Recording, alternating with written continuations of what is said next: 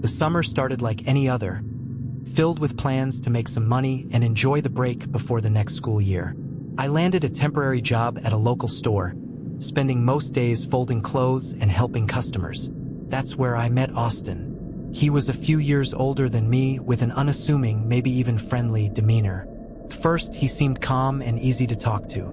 We'd chat casually during shifts, sharing stories about school and future plans.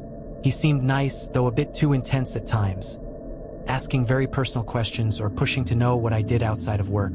As summer went on, things started to change.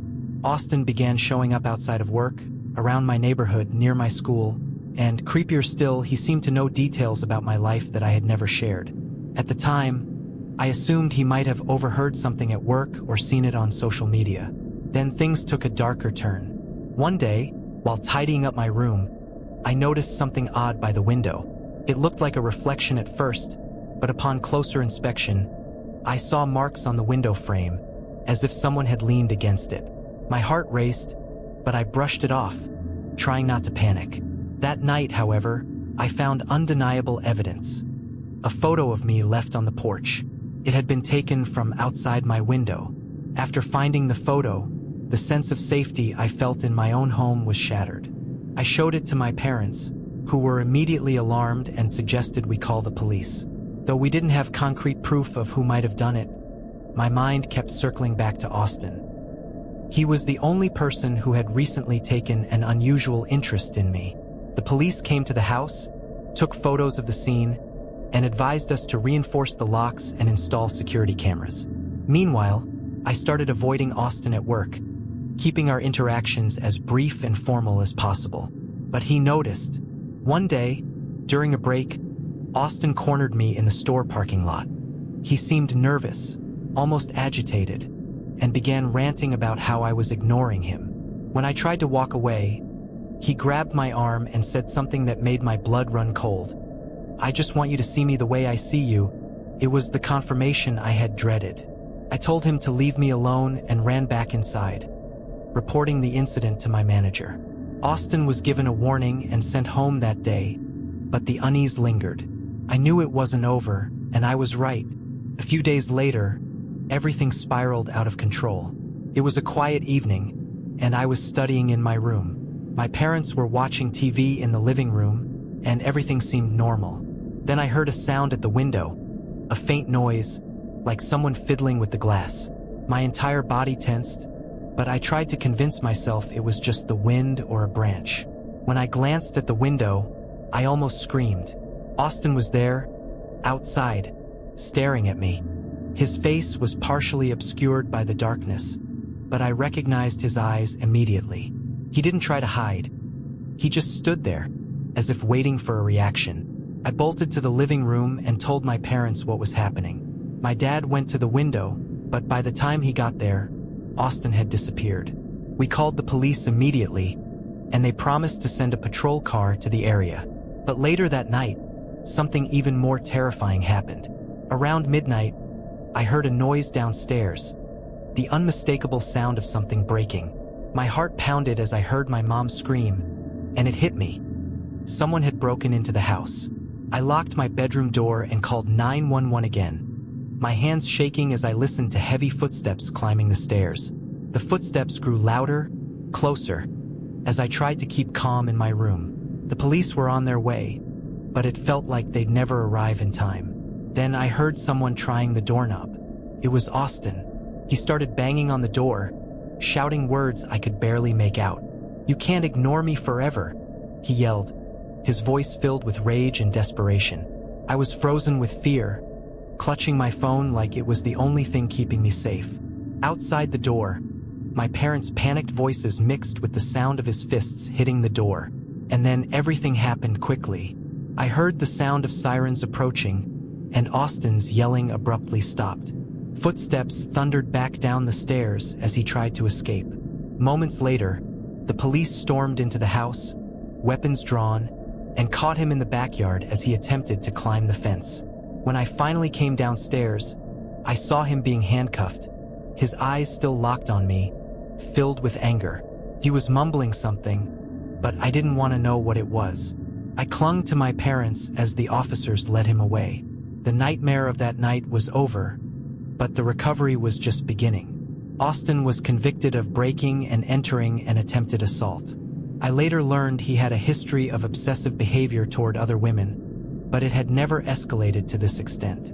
Although he's now behind bars, the trauma of that night remains. We've installed new locks and cameras around the house, but the fear lingers. It's hard to feel safe when you're home. The place that's supposed to protect you has been so violently violated.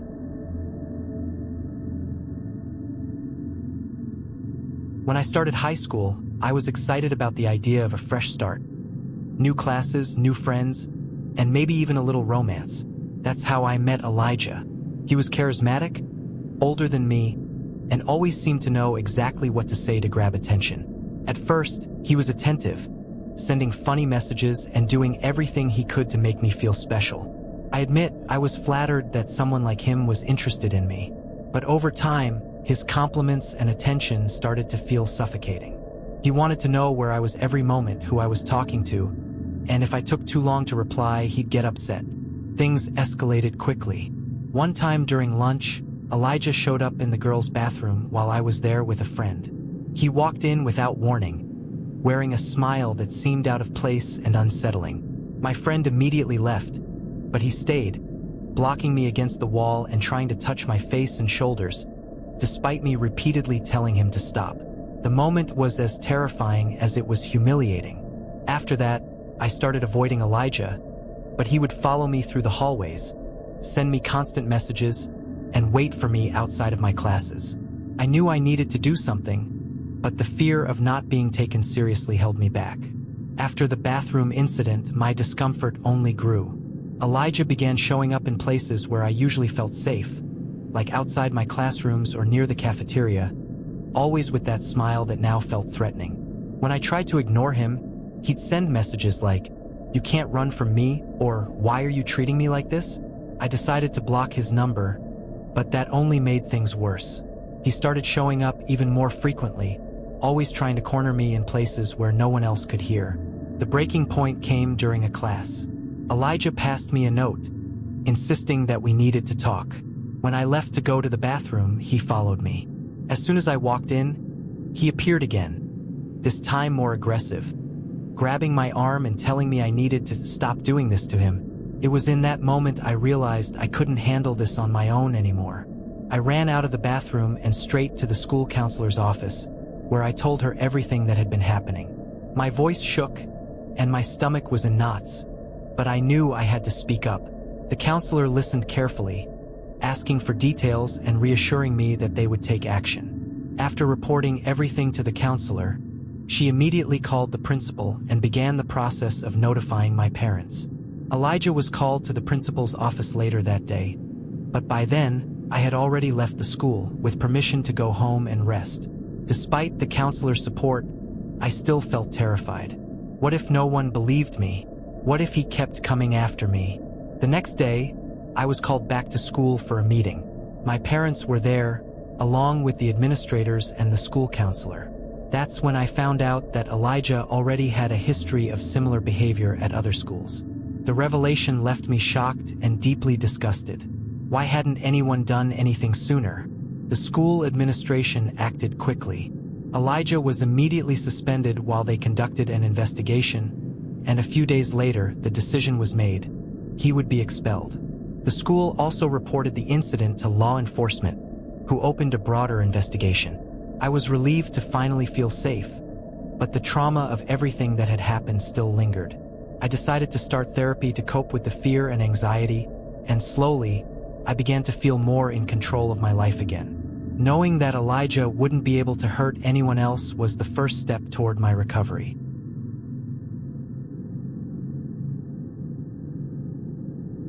Joining a fraternity seemed like the natural path for me when I started college.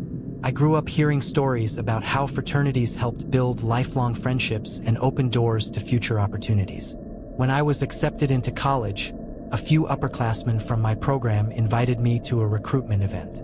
I went enthusiastically, eager to be part of that seemingly exclusive circle. It started off lighthearted.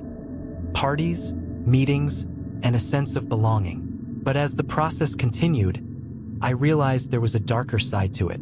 The rites of passage began with simple tasks like doing push-ups or carrying heavy boxes during parties. It was nothing I couldn't handle. However, one night, I was summoned to a special session with other pledges. We were blindfolded and taken to the basement of the fraternity house. The atmosphere completely shifted. What once felt like camaraderie now became intimidation. The upperclassmen barked orders and demanded we perform humiliating tasks. I was nervous but held onto the hope that this was just some silly tradition. Then they brought out a pot of boiling water and everything changed. One of the upperclassmen explained that it was to mark us as brothers forever. My heart raced, and before I could react, I felt the excruciating pain of the hot liquid on my skin. The pain was indescribable, as if my skin were being ripped off. I fought to keep from screaming, but tears ran down my face uncontrollably. One of the upperclassmen laughed and said, "Welcome to the fraternity, brother." As the other pledges watched in horror, it became clear that no one wanted to be next, but no one had the courage to stand up to it. When it was all over, I was sent back to my dorm with the promise that this was only the beginning. My skin was red and throbbing, and though I wanted to believe I could endure it, that night was a turning point. In the days that followed, the physical pain was accompanied by an even greater mental anguish. Every time I saw fraternity members on campus, I felt a mix of anger and shame. I had permanent scars on my skin, but what haunted me most was the feeling that, in some way, I had allowed it to happen.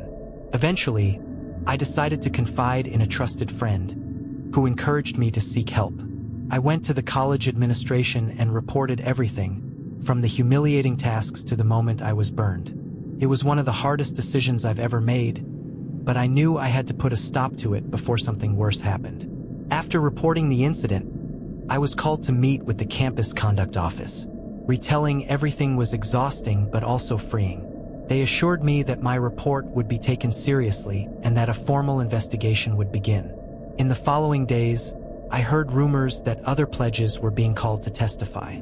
Some confirmed the same abuses, while others stayed silent, too afraid of retaliation. When the investigation was completed, the fraternity was immediately suspended, and the members responsible for the most severe hazing rituals, including the upperclassmen who burned me, were expelled. Although the fraternity's suspension brought some relief, the trauma didn't just go away. I abandoned any idea of joining similar groups. I started attending therapy sessions to work through the guilt, fear, and shame I still carried. Despite everything, I found strength in sharing my story with other students. My goal was to warn new pledges about the hidden dangers behind the glamour of fraternities and encourage them to seek help if they face something similar. Today, while the scars on my skin remain a painful reminder of that night, they also symbolize the courage I found to say no to something that should never have happened in the first place.